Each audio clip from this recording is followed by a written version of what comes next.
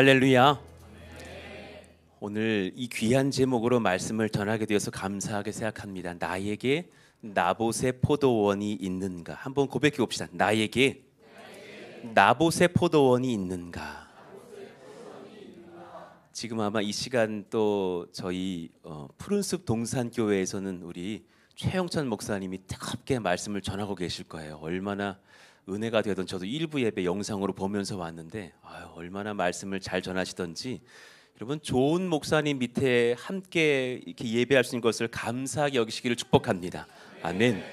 또 오늘 여러분들 찬양을 이렇게 들으시는데 저는 약간 주일 예배 같지가 않은 거예요. 무슨 수련회 온 것 같았어요. 그래서 저 너무 은혜가 돼서 여기서 찬양하다가 저 뒤쪽에 가서 여러분들 한번 봤거든요. 너무 간절하게 사모함으로 찬양하시는 여러분들을 보면서 와, 이 교회가 이제 놀라운 은혜가 임하겠구나, 하나님의 놀라운 복이 예비되었구나. 지금 이 어린아이도 찬양하고 있잖아요. 얼마나 귀합니까? 두세요. 저희 교회는 애들 이 정도는 취급도 안 됩니다. 다 얼마나 애들이 많은지. 저희 교회 아이들이 지금 은혜가 막 열려가지고 아이들 낳는 붐이 임했어요. 그래가지고 너도 임신했어? 나도 임신해야지, 막 이런 지금 지경에 있어가지고 지금 우리 교회는 50대들도 한번 해볼까? 막 이런 지금 분위기입니다. 얼마나 뜨거운지 몰라요. 그래서 아이들이 초반에 개척 초기에 한 5명으로 시작된 교회가 지금 아이들 110명. 얼마나 감사한지. 근데 아니 뭐 박수 칠 거라기보다는 여러분들 교회는 나중에 아이들만 1000명이 넘어갈 줄로 믿습니다. 예, 그런 교회의 은혜가 예비되었다는 것을 아시고 오늘 그 은혜를 위해서 우리가 먼저 받아야 될 말씀을 보자고요. 나에게 나봇의 포도원이 있는가? 우리는 악한 자가 되지 말아야겠죠. 당연한 거죠. 이세벨이라는 여인이 정말 악한 여성이었어요. 시돈 왕의 딸이에요. 페니키아 왕 엣바알의 딸입니다. 그런데 엣바알이라는 그 왕 자체가 바알의 제사장이었대요. 그러니까 그런 사람의 딸이니 얼마나 우상 숭배하는 가문에서 컸겠어요. 근데 그 여인이 이스라엘 왕 아합과 결혼을 한 거예요. 그러면서 그 나라가 우상 숭배 나라로 바뀌어가요. 그리고 나라가 아주 황폐해졌고 이세벨의 명을 받아서 아합은 우리 하나님 믿는 나라의 선지자들을 죽이는데요. 나중에 어떤 일이 있었냐면 오바댜 선지자가 숨긴 100명의 주님의 선지자 외에는 모두가 몰살당하는 어려운 일도 겪었던 시대가 이 아합과 이세벨의 시대였습니다. 얼마나 어려웠을까. 그런데 그때 이 우상 숭배하는 왕과 왕비의 마음을 다스렸던 게 뭐냐면 딱 한 가지였어요. 따라합시다. 탐심. 정말 무서운 거거든요. 근데 그 탐심을 하나님께서 내려놓게 하시는 점검의 말씀이 바로 이 나봇의 포도원의 말씀이 아닐까 저는 묵상해 봐요. 여러분 우리 주기도문을 이렇게 암송하시는 분들이 많으실 거예요. 그러면 왜 주기도문을 좀 공부해 보신 분들은 초반은 하나님을 위한 기도라 그러고 후반부는 우리를 위한 기도라고 막 그러죠. 그러면서 뭐 하늘에 계신 우리 아버지여 뜻이 하늘에서 이루어진 것처럼 땅에서도 이루어지이다. 그리고 나서 믿음 좀 약한 분들은 야 이제 우리 기도가 시작된다 하면서 고백하는 첫 마디가 뭐냐면 우리에게 일용할 양식을 주시옵고 그래요. 일용할 양식. 영어로 말하면 데일리 브레드. 오늘 빵. 저희 집 애들만 해도요. 저기 3명 앉아 있는데 오늘 밥을 먹으면서 내일 빵을 구해요.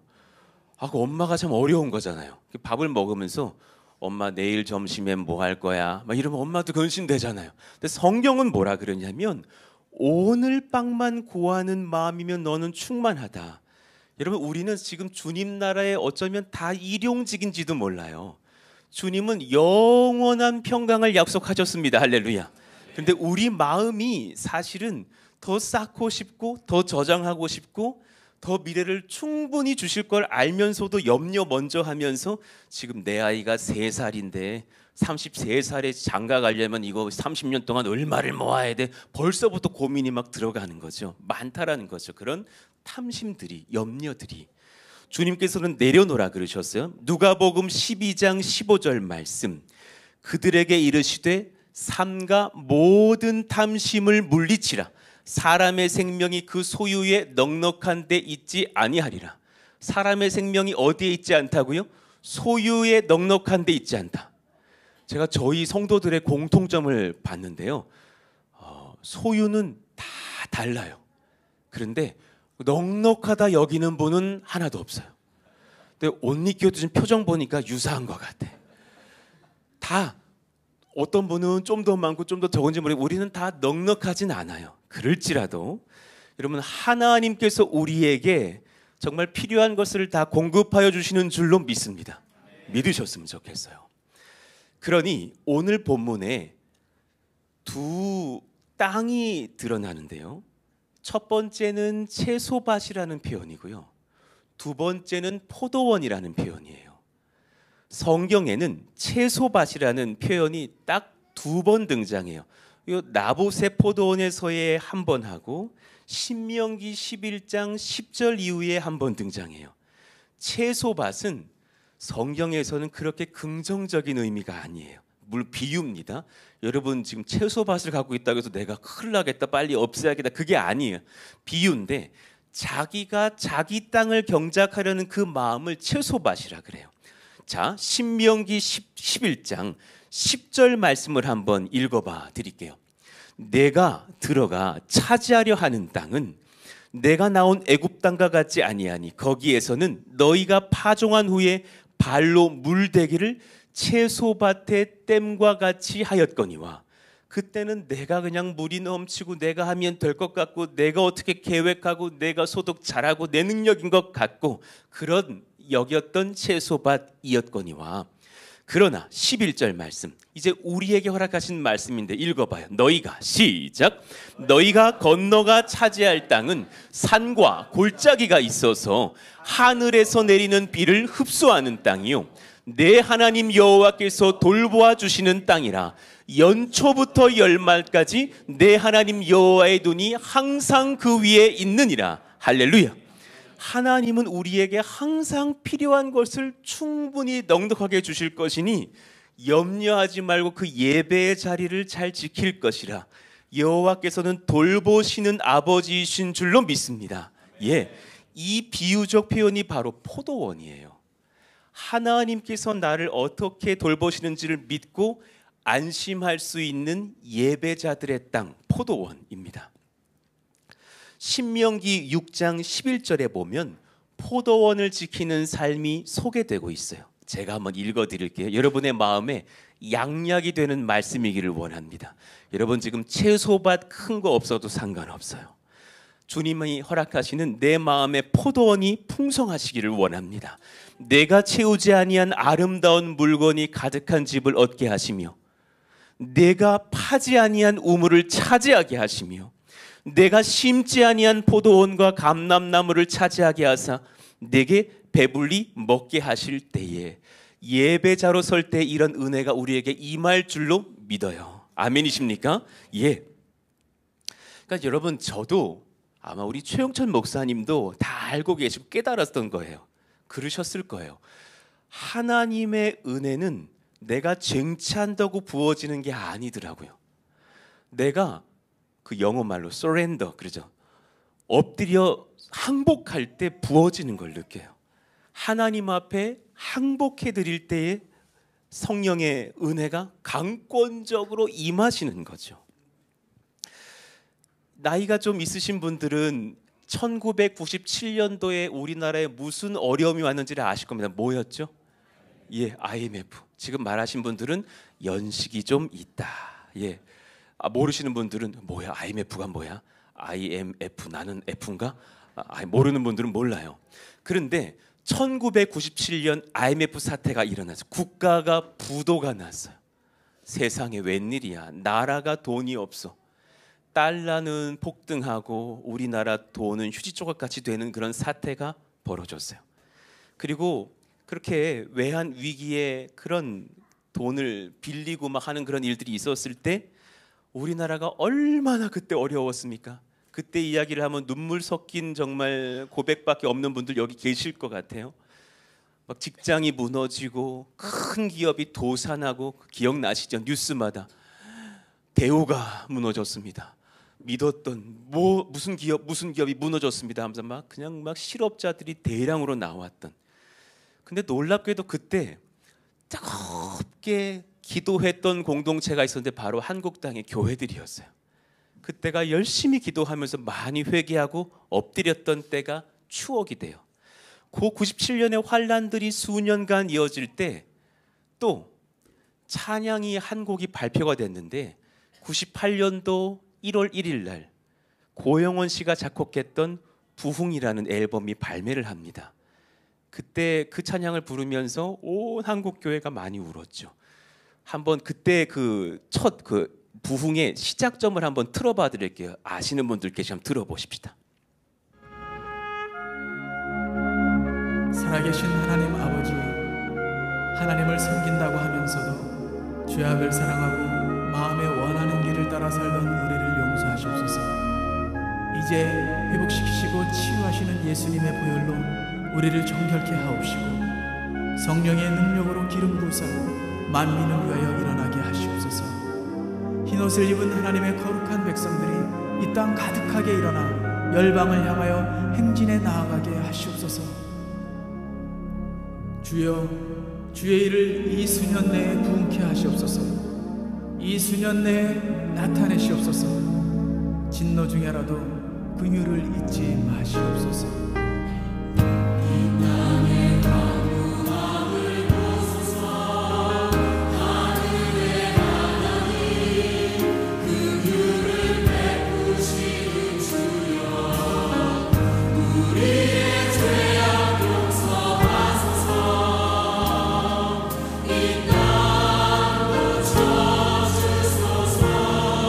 여기까지 들어볼게요. 얼마나 기억나시죠? 이때 이 찬양을 부르면서 진짜 많이 울었던 것 같아요. 제가 그때 고등학생이었습니다.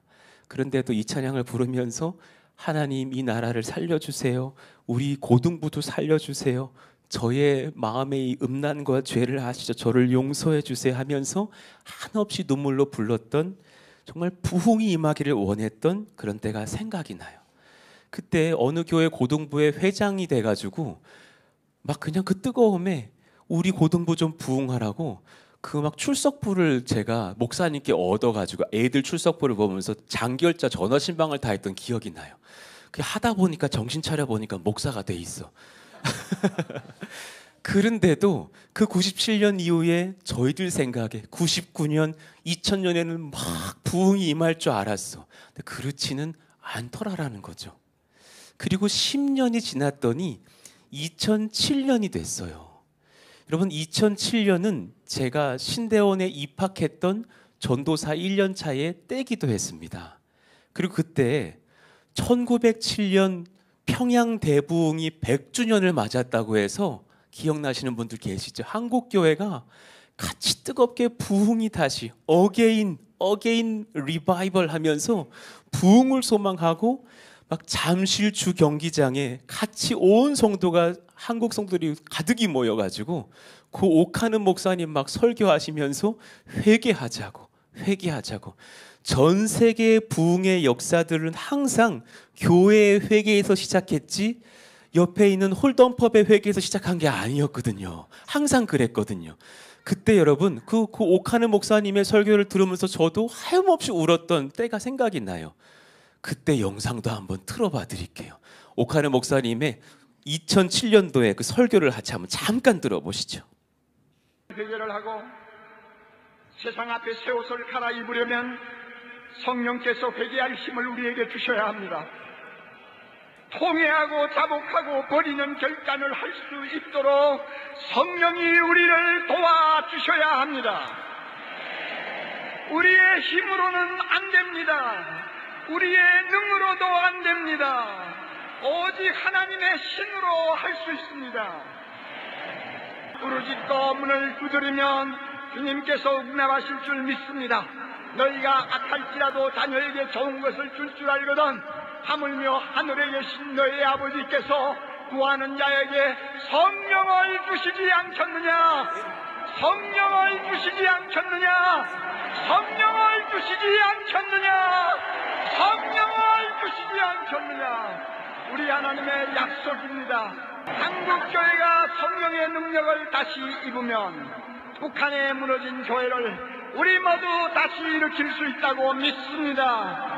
한국교회가 성령의 거룩한 불이 타오르는 용광로가 되면 주님께서 21세기 세계를 위해 가장 중요한 일에 우리 한국교회에 불러주실 줄 믿습니다.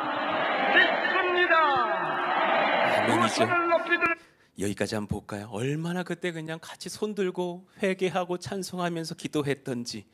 저는 그런 100주년이 지난 뒤에 2007년 이후에 하나님 나라의 부흥이 강력하게 도래할 줄 알았어요. 그리고 나서 또한 시간이 지나고 이제 우리들의 현재의 때를 맞았지만 사실은 우리 마음 가운데 여전히 한 가지 소망과 또한 목마름은 있는 거죠. 주님, 정말 부흥이 있기를 원합니다. 부흥이 있기를 원합니다. 그 소망을 가지고 저도 지난 한 10여 년 전부터 안산 땅에서 최영천 목사님과 같이 안산 동상에서 열심히 목회를 하는 부목사였습니다. 최영천 목사님은 제가 봤을 때 열정의 사람인 것 같아요. 난 살면서 열정의 목사님을 두 번 봤는데 한 분은 김인중 목사님, 한 분은 최영천 목사님이신 것 같아요. 너무 뜨거운 거예요. 너무 간절하게 찬양하고 예배하고 주님 사랑하는 일꾼. 저도 옆에서 청소년부를 맡아가지고요, 아이들을 얼마나 사랑했는지 몰라요. 최선 다해서 예배하고 그렇게 선교하고 전도하고 그러다가 세월호의 아픔을 맞았답니다. 와, 우리 부서에 나는 그 단원고가 뭐 배가 무너져요 막 침몰해요 할 때 나도 중얼거렸다니까요. 전국에 단원고가 여러 개 있겠지, 그런 안일한 생각을 했었어요. 나만 아니면 돼 같은 이상한 악한 생각을 했던 것 같아요. 그런데 목사님, 다른 목사님들이 전화 주셔. 목사님 부서에 있는 그 아이들인 것 같아요. 예, 저희 부서 그 안산 땅에 있는 단원고 아이들, 만약에 이런 말도 가당치 않지만 그 다음 주가 그 배를 송호고가 탈 차례였거든요. 그 배를 송호고가 탔는데 사고 났으면 저희 부서는 100명이 죽었을 거예요. 그런데 그때 출석하던 아이들 5명, 출석 안 하던 아이들 4명, 그래서 9명이 뱃속에 들어가서 안 나오는 거 있죠.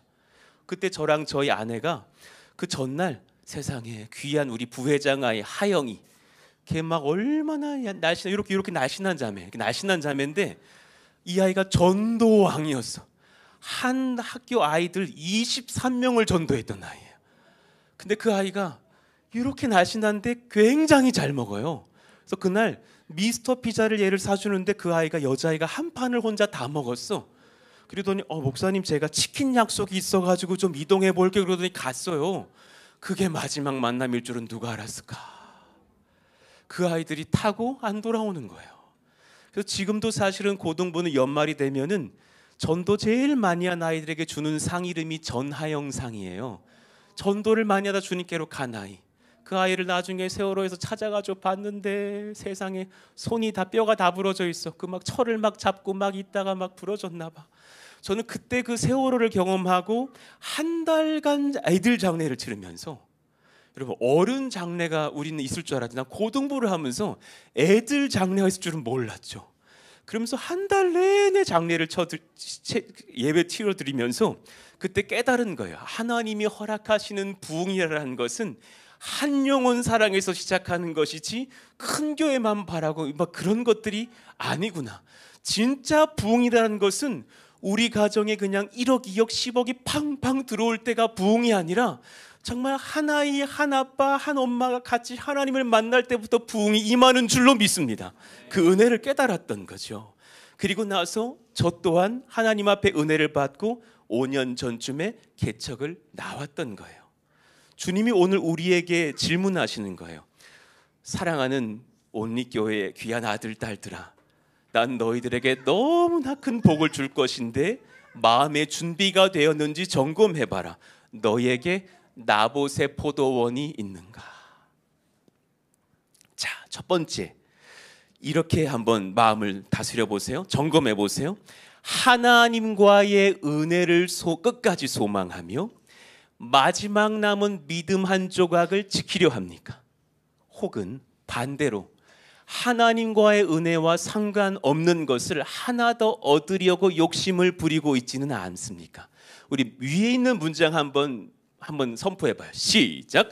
하나님과의 은혜를 끝까지 소망하며 마지막 남은 믿음 한 조각을 지키려 합니까? 예, 아멘입니다. 제가 팽목항에서 얻었던 지혜이기도 하고 개척을 준비하면서 얻었던 말씀이기도 합니다. 믿음 한 조각을 잘 지키면 너희들은 큰 복을 받을 것이야. 아합은 밭도 많았어요. 그리고 채소밭, 포도원이 많았던 사람이에요. 근데 아마 가뭄이 그때 들어서 자기 밭들은 시들었겠지. 그래 보여요.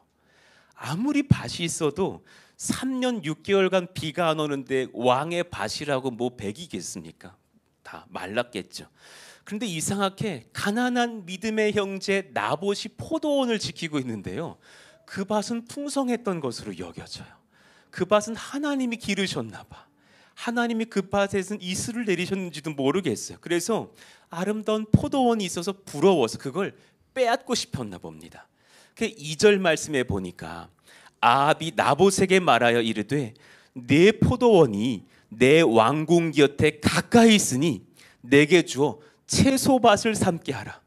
하나님이 나봇 땅이라고 주신 포도원을 내가 얻어서 나 채소밭으로 바꿀 거야. 나 리뉴얼을 할 거야. 나에게 좀 팔아라. 나에게 좀 내놓아라. 그러는 거예요. 내가 그 대신에 그보다 더 아름다운 포도원을 내게 줄 것이요. 만일 내가 좋게 여기면 그 값을 돈으로 내게 주리라. 그렇게 말을 했던 거죠.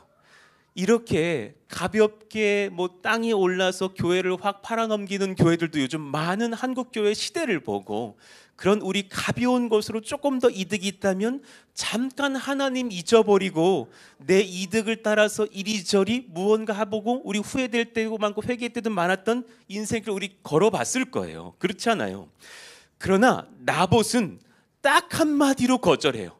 3절 나봇이 아합에게 말하되 내 조상의 유산을 왕에게 주기를 여호와께서 금하실지로다. 이 한마디로 거절해요. 이 땅이요 제 땅이 아니라요 주님이 저에게 주신 우리 가문에게 허락하신 주님의 땅이에요. 저는 살면서 이 주님의 땅 잘 경작하다가 주님께로 가면 그뿐입니다. 저는 이 소명을 잘 지키렵니다. 왕이시여 그래서 너무 죄송한데 드릴 수가 없어요. 이 고백을 한 거죠. 지금 그는 부자가 아니에요. 지금 그는 대단한 권세자도 아니에요. 그런데 주님께서 선물하신 작은 포도원을 지키려고 해요. 저는 이 묵상을 하면서 온리교회 같다 느껴지는 거예요. 전 여러분이 지금 이 귀한 건물 11층에서 드리고 있는 이 예배가 나봇의 포도원을 지키는 예배인 줄로 믿습니다. 예, 여러분 제가 예배 드리면서 어떤 소망을 느꼈냐면요, 제가 좀 미래를 선포하는 은사 있거든요. 여러분 조만간 뭔 일 하셔야 될 거예요. 여기로 부족하실 거예요. 조만간일 거예요. 근데 지금 마음에서는 아멘이 쉽게 나오는데요, 나는 겪어봤잖아요. 저도 그때 조그만 가정집에서 예배하고 있는데 성도들이 요 정도 모이셨거든요. 딱 요럴 때예요. 그때 그 가정집에서 그냥 막 아멘 주야 그랬더니 옆집에서 시끄럽다고 나가달라고 가정집에서 너무 많이 모인 거예요. 그때 사실 성도들과 함께 기도하면서 하나님이 지금 저희 교회 부지 땅으로 가라 했을 때 제가 성도님들에게 그 고백을 했을 때 난 성도님들의 그 나봇의 예배를 잊지 못해요. 하나님이 하신다는데 무엇이 불가능하겠습니까? 하나님께서 하신다는데 저희들은 아멘입니다. 할렐루야. 여러분 그때가 됐을 때 그 믿음이 여러분들에게도 샘솟기를 축원합니다. 그때는 쉽지 않은 거예요. 그리고 바로 다음 날 돈도 없이 어느 권사님이 조용히 1천만 원을 갖고 오시고 헌금이 막 이어지기 시작하는 거죠. 기가 막힌 역사들이 있었다라는 거예요. 하나님의 눈물골짜기를 지난 뒤부터 하나님께서 또한 역사하시면서 우리들의 믿음을 부풀리시는 게 아니라 더 빼시는 거 있죠. 정말 예수밖에 안 나는 신앙으로 바꾸시는 게 나봇의 포도원 신앙이더라고요. 아까 저는 귀한 우리 자매하고 얘기를 잠깐 했는데 고등부 자매인데 옆에 엄마시고 오늘 오랜만에 예배를 너무 잘 나왔어요. 딱 자매를 보는데 저도 이제 고등부를 한 10년 하다 보니까 1대1로 애들 반 먹인 게 한 1,800명쯤 돼요.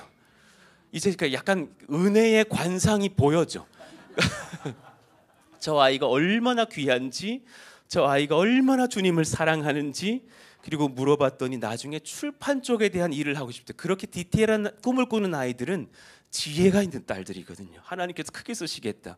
이 자리 꼭 지키시라고.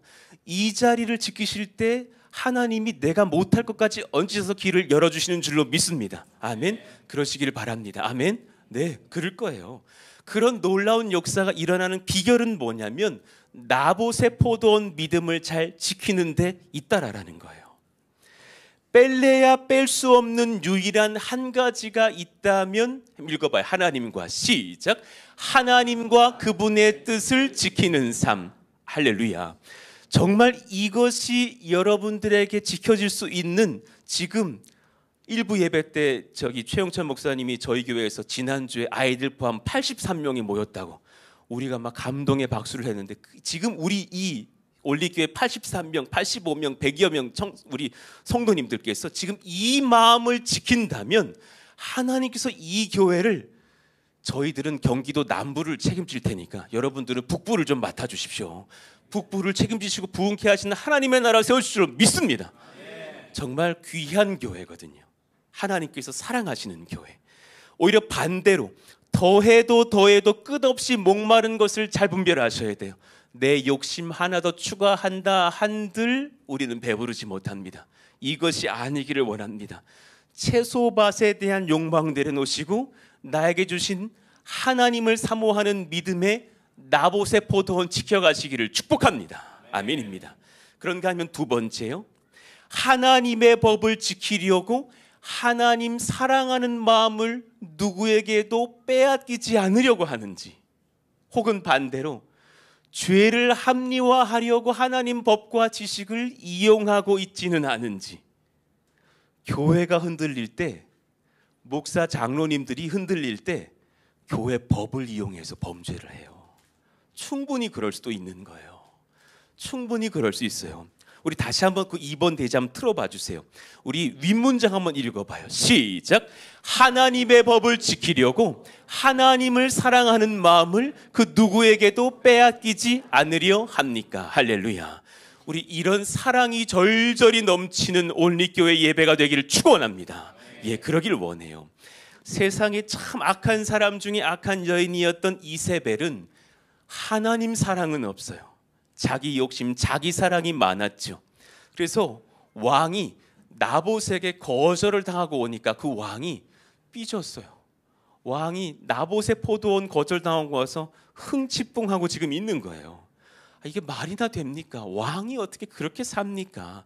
7절에 그의 아내 이세벨이 그에게 이르되 왕이 지금 이스라엘 나라를 다스리시나이까? 당신이 왕인데 왜 걱정이에요? 틀린 거죠. 전 저희 교회 담임 목사님이 예수님이라고 설교하거든요. 저희 교회는 제가 담임이 아니라 예수님이 담임이시라 그래요.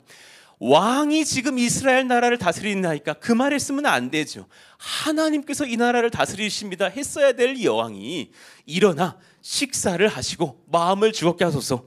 제가 어떻게든지 그 땅 빼앗아서 당신에게 줄 거니까 염려하지 마십시오 하면서 법을 이용해서 범죄합니다. 자, 이세벨의 죄의 합리화 과정을 한번 연구해 볼게요. 첫 번째, 대필이에요. 왕권 행사를 하려고 왕이 쓰지 않았는데 자기가 대신 왕처럼 씁니다. 8절, 아합의 이름으로 편지들을 쓰고 그 인을 치고 봉하여 그의 성읍에서 나봇과 함께 사는 장로와 귀족들에게 보내니. 이미 법을 이용해 범죄하고 있는 거죠. 두 번째, 세상에 아합, 이세벨, 바알 신을 숭배하는 자들이 하나님 법도 잘 알아요. 금식을 선포해요. 구약의 율법에 회개할 죄가 있을 때 지도자가 금식을 선포하라 그랬거든요. 9절, 그 편지 사연에 이르기를 금식을 선포하고 나봇을 백성 가운데 높이 앉힌 후에 3번 증인 확보까지 합니다.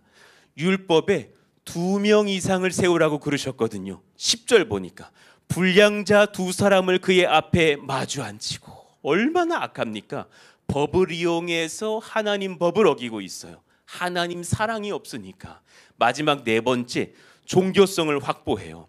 하나님과 왕을 저주했다고 누명을 씌우면서 너는 종교적으로 범죄했어, 10계명을 어긴 죄인인 듯이 여기게 합니다. 10절 말씀, 그에게 대하여 증거하기를 내가 하나님과 왕을 저주하였다 하게 하고 그를 끌고 나가서 돌로 쳐 죽여버렸어요. 끔찍한 일이 일어나죠.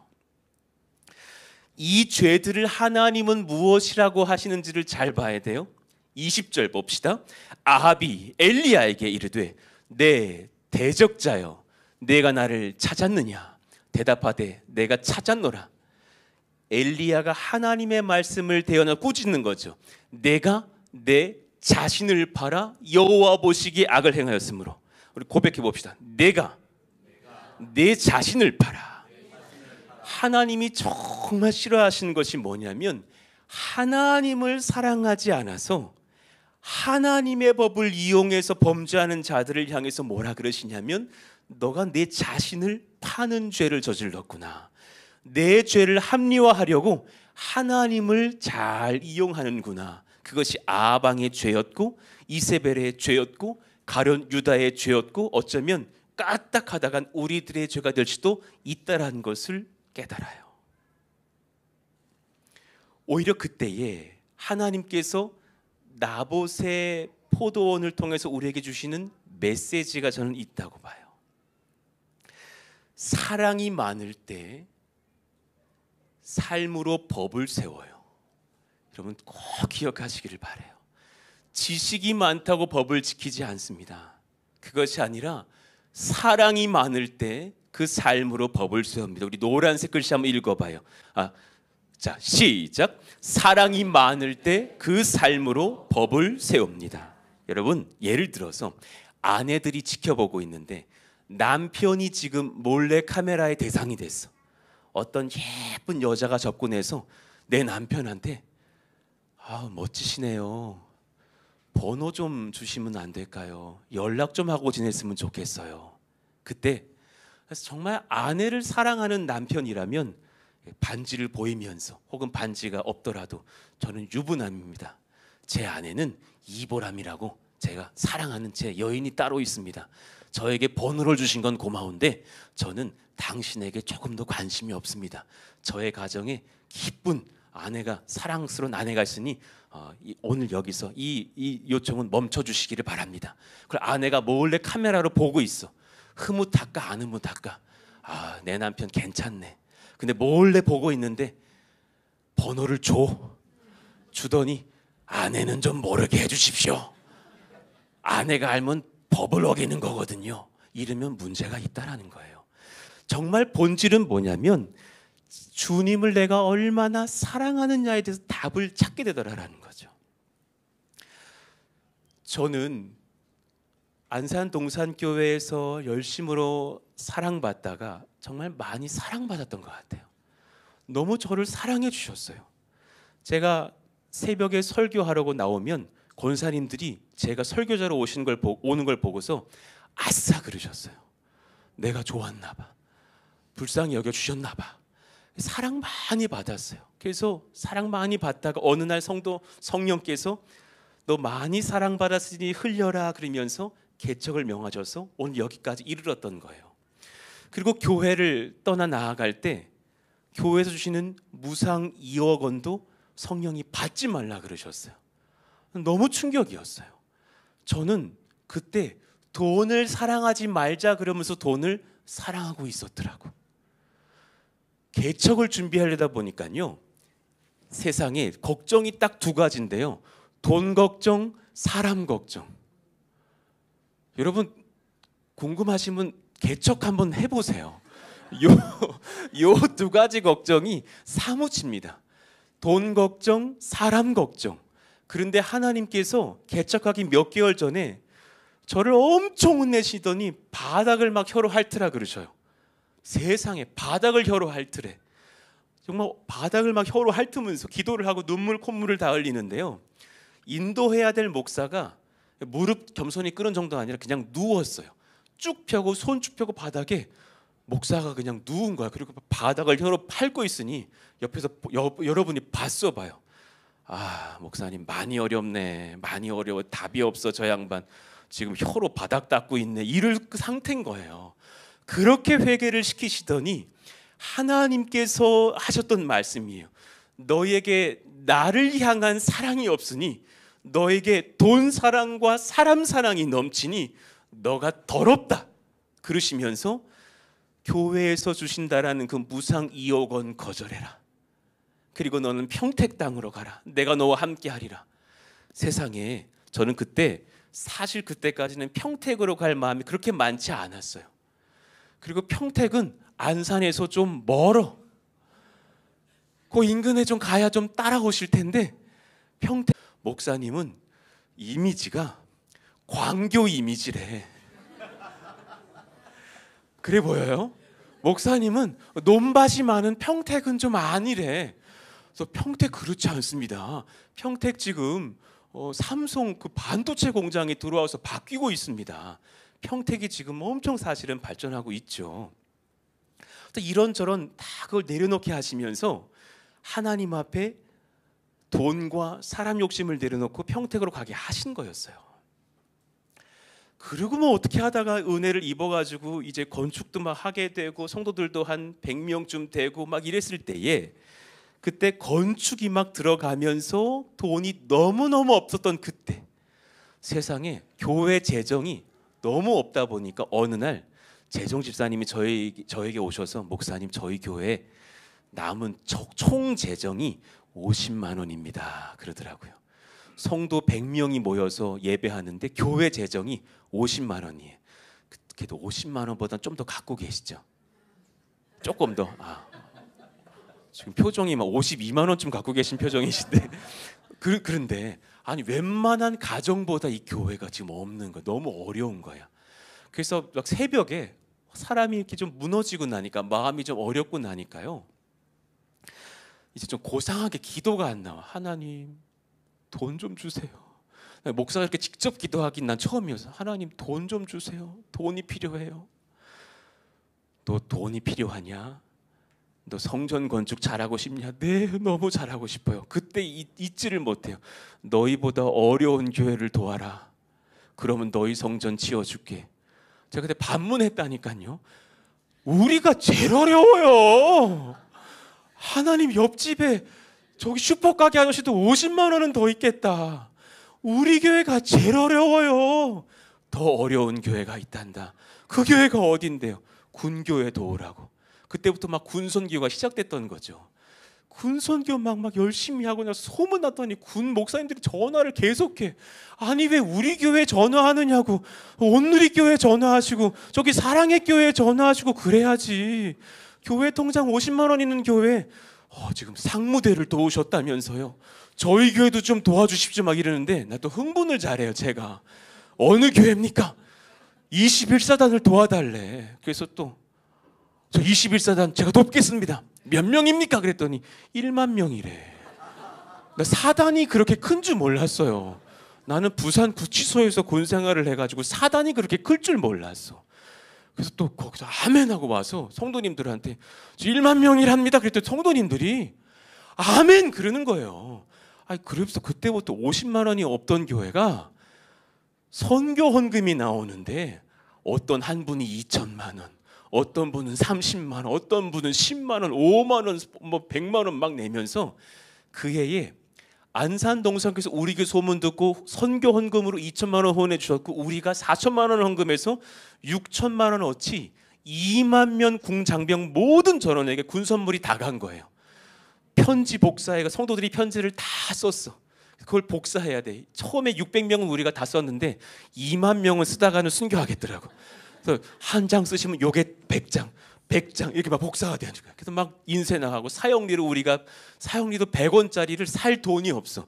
2만 개 살 돈이 없어. 우리가 만들어 그리고 막 그러면서 막 3,000원어치씩 선물을 만들어서 보내는데 그때 군선교 역사가 일어나는 거예요. 그리고 이제 좀 숨 좀 돌리려는데 나 그날 잊지 못해. 어느 날 봄인데요, 새벽에 딱 기도를 막 하는데 나 솔직히 그때 나 최영천 목사님 살짝 잊고 있었거든요. 그런데 새벽에 이거 싫어합니다. 최영천 목사님을 찾아가라. 최영천 목사님을 찾아가라. 내가 귀하게 사랑하는 아들이라. 그는 나를 너무나 사랑하는 큰 종이라. 그의 마음에 상함이 많으니 그에게 가서 도우라. 그러시는 거예요. 나는 그런 음성을 들을 때 너무 감사해. 그런데 꼭 우리 교회 어려울 때 그런 음성 들려주셔. 그 희한해.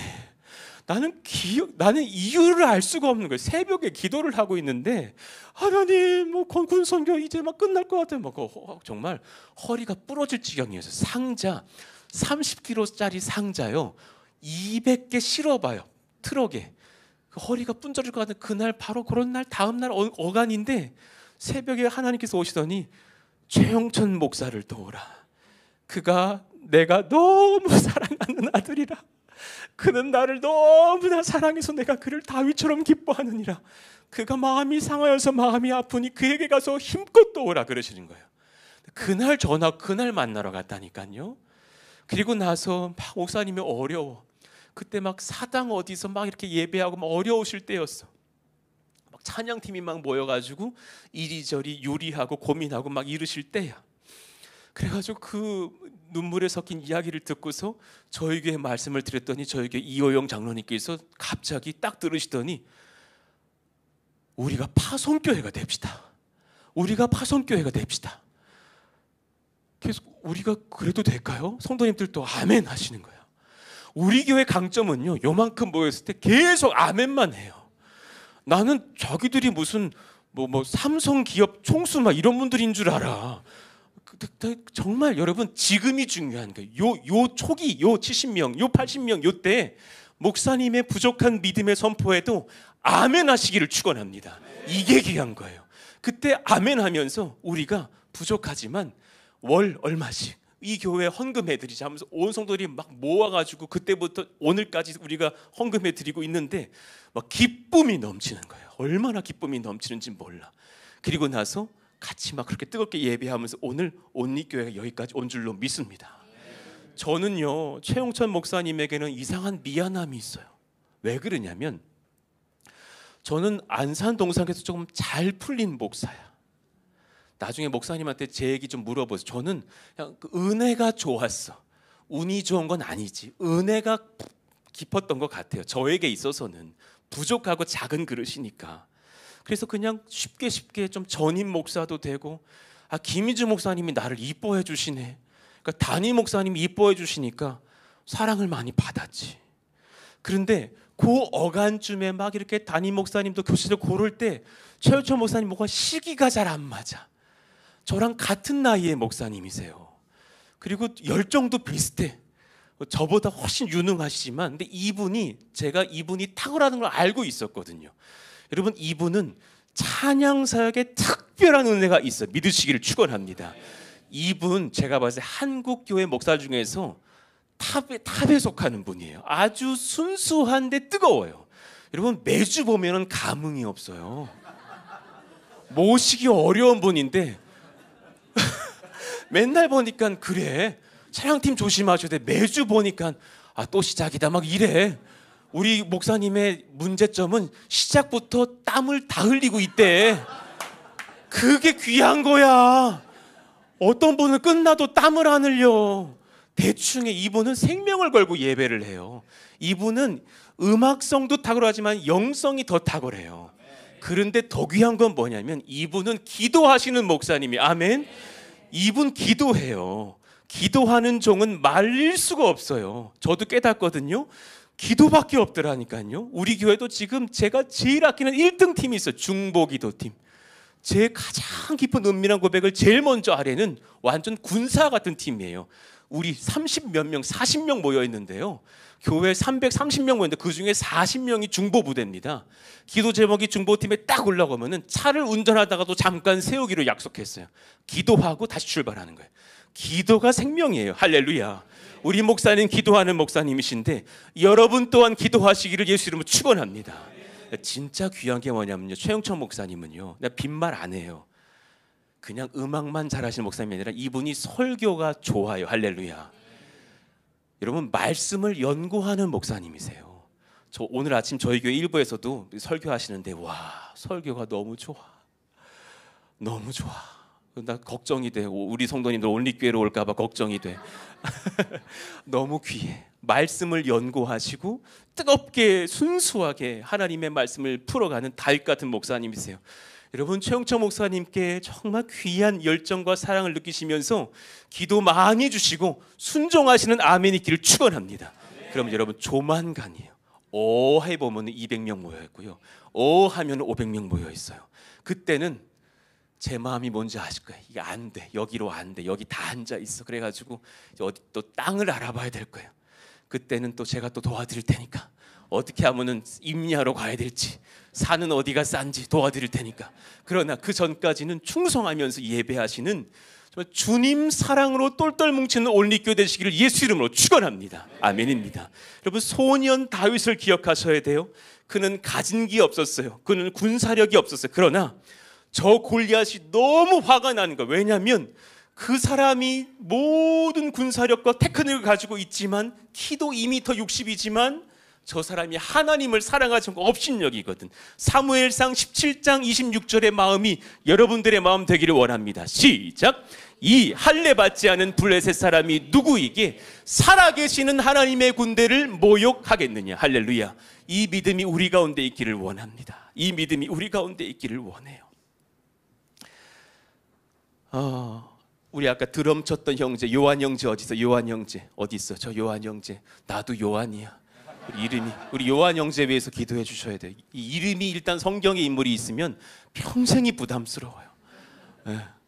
꼭 물어보지. 아버지 목사님이시냐? 꼭 물어보고, 너 뭐 요한이면 너의 아버지는 뭐 우레냐? 막 우레의 아들, 막 이런 여러 가지 힘든 게 많아.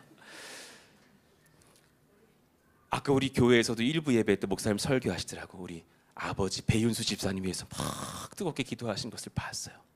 여러분, 우리가 같이 기도될 건 뭐냐면, 이때에 하나님이 가장 선하시다라는 것을 우리 배윤수 집사님과 요한 형제와 온 가족과 우리 온 온리교회 성도가 인정하게 하여 주시옵소서. 이걸 기도해야 되는 거예요. 이걸 기도해야 돼요. 우리의 어떤 또 다른 것으로 해서 저도 사람으로서는 아버님께서 살아나시기를 원해. 하나님 원하시면 회복하실 줄로 믿습니다. 아멘. 그러나 하나님께서 어떻게 역사하실지라도 가장 남은 마지막 믿음 한 조각이 하나님께서 선하십니다. 할렐루야. 하나님께서는 치료하십니다. 할렐루야. 하나님께서는 우리 아버지를 사랑하십니다. 할렐루야.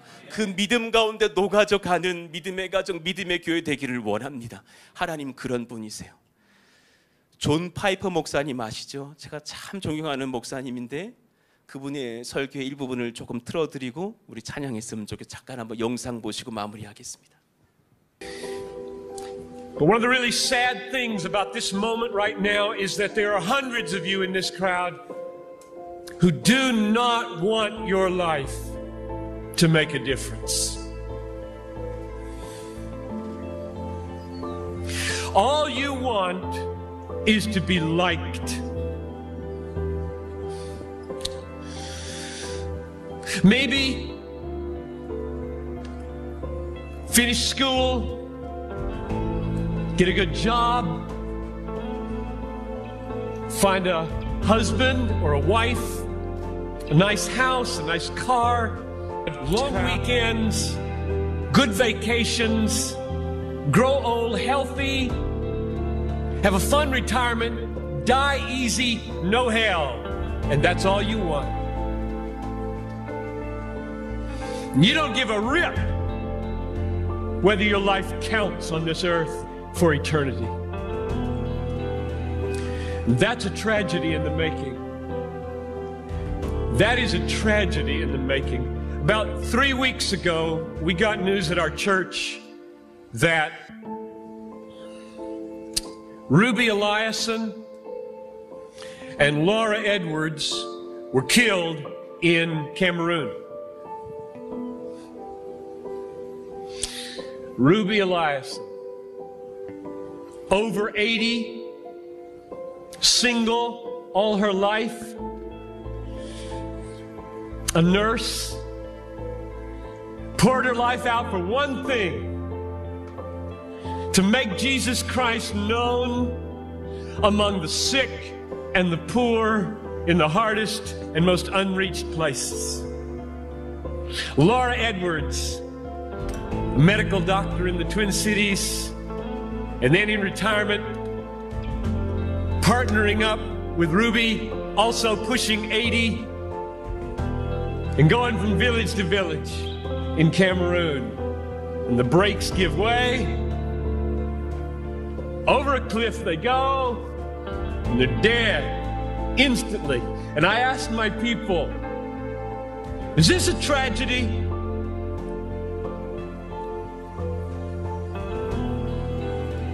Two women in their 80s, almost. A whole life devoted to one idea: Jesus Christ magnified among the poor and the sick in the hardest places. And 20 years after most of their American counterparts had begun to throw their lives away on trivialities in Florida and New Mexico, fly into eternity with a death in a moment. Is this a tragedy, I asked? It is not a tragedy. I'll read you what a tragedy is. I've got a little article here from Reader's Digest. You don't read Reader's Digest, I know that. But there is a generation who does. This is a tragedy. Title of the article: Start Now, Retire Early. February 1998. Bob and Penny took early retirement from their jobs in the Northeast 5 years ago when he was 59 and she was 51. Now they live in Punta Gorda, Florida, where they cruise on their 30-foot trawler, play softball, and collect shells. That's a tragedy. That's a tragedy. And there are people in this country that are spending billions of dollars to get you to buy it. And I get 40 minutes to plead with you, don't buy it. With all my heart, I plead with you, don't buy that dream. The American dream. A nice house, a nice car, a nice job, a nice family, a nice retirement, collecting shells. As the last chapter, before you stand before the Creator of the universe to give an account with what you did. Here it is, Lord, my shell collection. Look, Lord, my shell collection. And I've got a good swing. And look at my boat. God, look at my boat, God. Well, not for Ruby and not for Laura. Don't waste your life. Don't waste it. 우리 한번 자리에서 일어나 볼까요? 지금 훨씬 더 쉬운 설교를 할 수도 있었겠죠. 그런데 저는 이때의 중요성을 알아요. 이때 한 분이 부정적인 말을 하면 순식간에 20명에게 감염되기도 해요. 그런데 이때 한 분이 순종하며 할렐루야를 외치고 우리 교회가 조개껍질 모으는 교회가 아니라 하나님께 삶을 드리는 교회를 만들기 시작하면 그 역사는 흘러가게 되는 줄로 믿습니다. 아멘.